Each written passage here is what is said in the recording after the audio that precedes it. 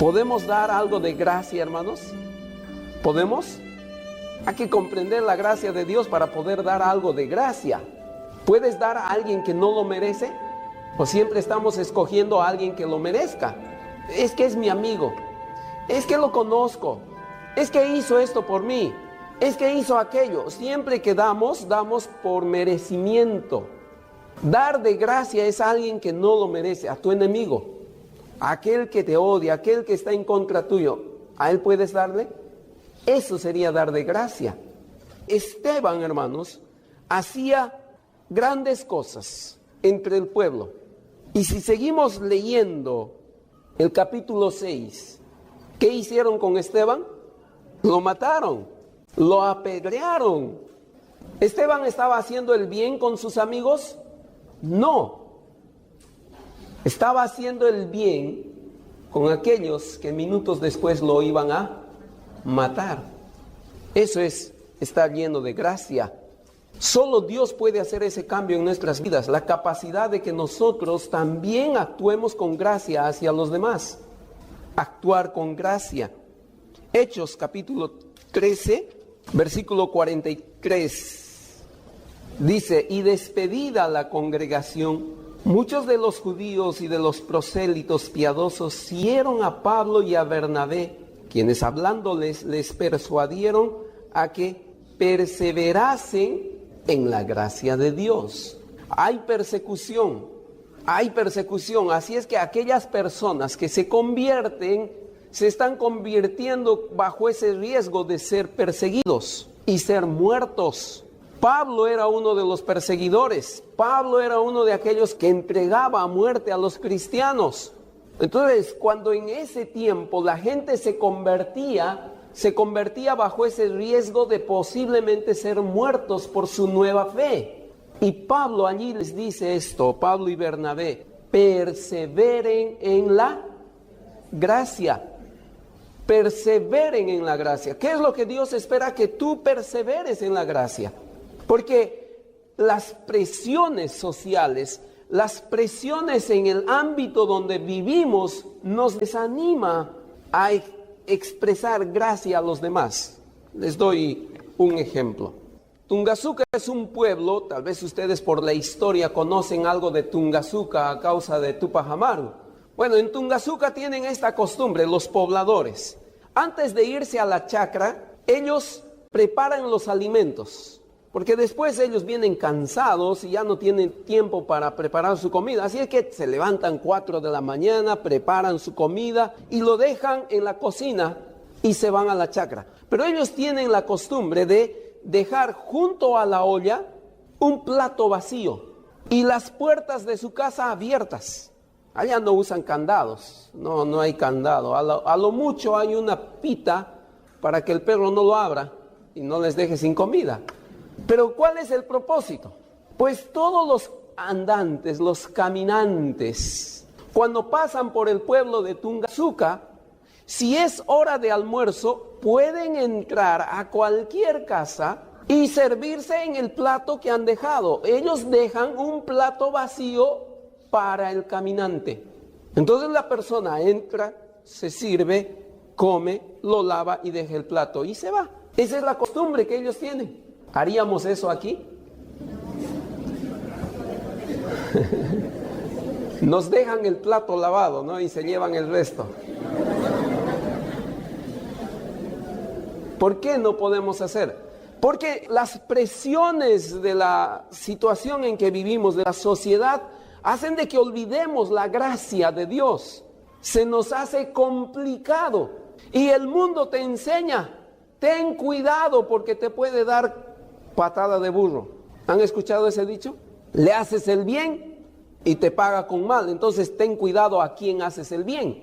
Pues eso va contra la gracia de Dios. La gracia es un don no merecido, pero nosotros queremos escoger a quién lo damos. Ya no es una gracia. Por eso el apóstol dice: perseveren en la gracia. Es difícil entender la gracia de Dios. Él nos dio sin que merezcamos nada, sin pedirnos nada a cambio. Él nos ha dado todo. Debemos perseverar en la gracia, hermanos. La capacidad de dar sin pensar a quién. Y ahí sí aplicamos ese dicho, haz el bien sin mirar a quién. Apliquemos ese dicho. Dios nos dice, perseveren en la gracia. Nos ha puesto en un nuevo lugar llamado la gracia de Dios. Capítulo 14 del libro de Hechos, versículo 3, dice, por tanto, se detuvieron allí mucho tiempo, hablando con denuedo, confiados en el Señor, el cual daba testimonio de la palabra de su gracia, concediendo que se hiciesen por las manos de ellos señales y prodigios. La gracia de Dios. Los siervos de aquel entonces en medio del pueblo hacían señales y prodigios, sanaban enfermos, curaban a los que estaban delicados, hacían señales y hacían prodigios, pero en base a la regla de Dios. ¿Cuál era la regla de Dios? Por gracia, es decir, sin que las personas lo merezcan. Eso es lo que espera Dios de ti y de mí. El libro de Efesios capítulo 4 verso 7. Pero a cada uno de nosotros fue dada la gracia conforme a la medida del don de Cristo. ¿De qué está hablando Efesios capítulo 4? De los dones espirituales.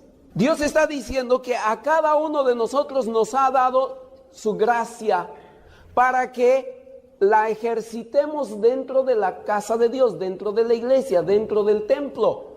Los dones espirituales son la manifestación de la gracia de Dios a través de nosotros para el beneficio de los demás. Dios te ha dado un don. ¿Para qué te ha dado ese don? ¿Para que tú te engrandezcas? No. Tenemos que leer 1 Corintios capítulo 12, 13 y 14 y vamos a entender que los dones son para el beneficio de los demás. Todo don tiene que ser ejercido para beneficiar a los demás. Y Efesios está diciendo que Él nos ha dado su gracia. Dios nos ha dado su gracia para que nosotros expresemos esa gracia a los demás. Y luego habla de los dones. Hermano, Dios está esperando eso de ti. Comprendemos la gracia para la salvación, pero también hay que entender la gracia para nuestro diario vivir. Por gracia somos salvos, pero también por gracia debemos vivir, entender esas verdades. Busquen en sus Biblias, en Santiago, capítulo 4, versículos 5 y 6. ¿O pensáis que la Escritura dice en vano, el Espíritu que Él ha hecho morar en nosotros nos anhela celosamente? Pero Él da mayor gracia. Por esto dice, Dios resiste a los soberbios y da gracia a los humildes. Hermanos, según este texto, las personas que no quieren aceptar al Señor Jesucristo son resistidas por Dios.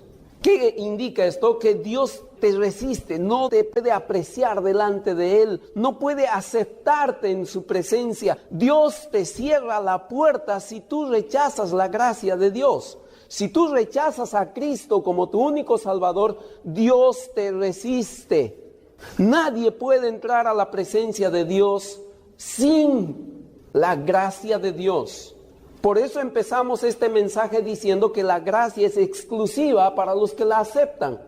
Toda persona que rechaza al Señor Jesucristo está rechazando la gracia de Dios, porque el Señor Jesucristo es la manifestación de la gracia de Dios. ¿Tú estás rechazando a Cristo?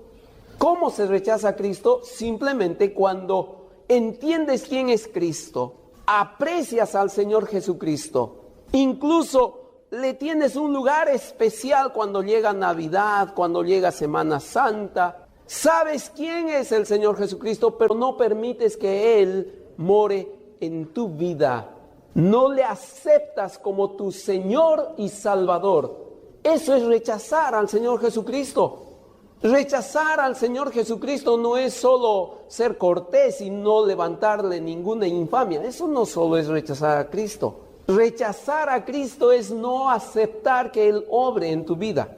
Si tú estás demorando, ya sabes que debes recibir al Señor Jesucristo, ya entiendes que necesitas del Señor Jesucristo, pero por X motivo siempre le estás diciendo todavía no, mañana será, después déjame entender más, déjame leer, déjame ser un docto en la Biblia, entonces recién recibo a Cristo.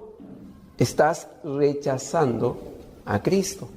Y la Biblia dice que Dios resiste a los soberbios. Dios no puede recibir a esas personas. Por otro lado, si las personas aceptan al Señor Jesucristo, si las personas en humildad reconocen su pecado, reconocen que son merecedores de castigo, entonces Dios les da su gracia, su don inmerecido. El don inmerecido de Dios es para toda persona que acepta su condición. No puedo hacer nada para ganarme el cielo. No puedo hacer nada para lograr mi acceso al cielo. Nada puedo hacer. Cuando una persona acepta su condición, entendiendo su condición, acepta al Señor Jesucristo como su único Salvador, Dios le da gracia. ¿Ya has recibido la gracia de Dios? Si no lo has hecho, recuerda este versículo: Dios resiste a los soberbios. Tienes que aceptar al Señor Jesucristo, tienes que recibir la gracia de Dios. Pero si tú ya has recibido al Señor Jesucristo, ¿cómo estás viviendo? ¿Cómo es tu proceder? La Biblia dice claramente que debemos perseverar en la gracia de Dios. Debemos crecer en la gracia de Dios. Debemos aprender a vivir en la gracia de Dios. Eso quiere decir, de gracia recibiste, da de gracia. Tener la gracia de Dios para con los demás, principalmente compartiendo el Evangelio a las demás personas, hablándoles de Cristo. Tienes que hacer eso, porque Dios te ha puesto en un lugar llamado la gracia.